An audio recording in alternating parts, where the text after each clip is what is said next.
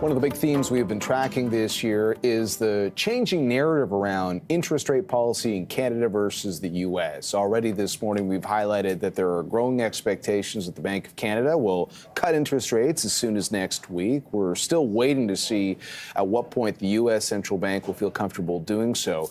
Some of the disconnect can be seen through the currency market, where the Canadian dollar, which started the year in the, call it, 75-cent range against the American currency, has steadily moved lower. I want to bring back our guest host this half hour, Francis Donald, Global Chief Economist and an investment strategist, Manulife Investment Management, for a talk on the Loonie. Does it surprise you to see that steady erosion in the value of our currency this year versus the greenback? No.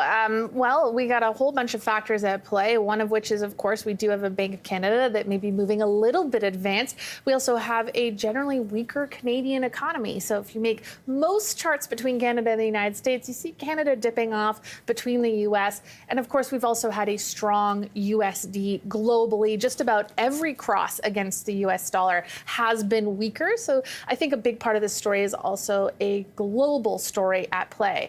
At this point, however, our teams now have much more neutral view on the Canadian dollar moving forward. We think this divergence at this point is well understood by markets, and you'd have to have a much more significant divergence between the central banks for it to move the Canadian dollar much weaker from these levels. One of the other things you talked about earlier was recessionary risk. And I wonder, it's one thing to talk about a currency weakening or strengthening just based on what a central bank's going to do with interest rates.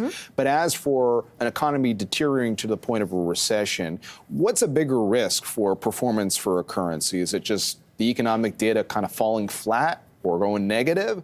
Or is it actually just indicating that you're cutting interest rates to avoid that kind of scenario? I love this question, John, and this is the key question, because I get every day, the Bank of Canada can't cut because the Fed's not cutting yet.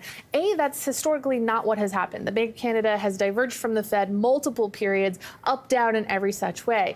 But if the Bank of Canada counterfactual were to say, we can't cut, we don't want to hurt the Canadian dollar, we're going to risk a bigger recession, what would probably happen in the end is they'd have to cut by much more than if they move early and softer.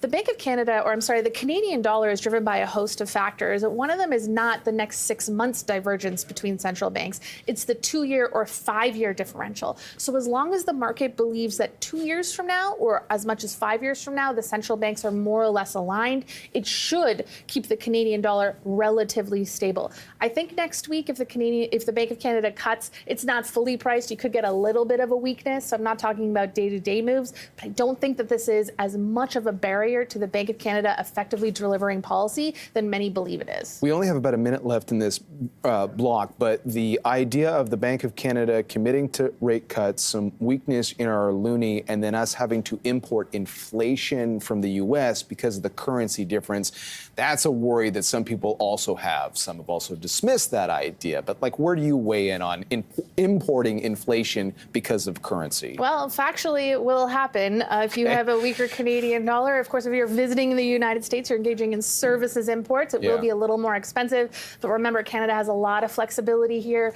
Core inflation metrics have fallen really significantly. And when you look at the balance of risks, and that's the challenge of being a central banker, there's reasons to cut, reasons to hold, probably even reasons to hike. Those all have to net out. Right now, they have the flexibility to move. Okay. Francis.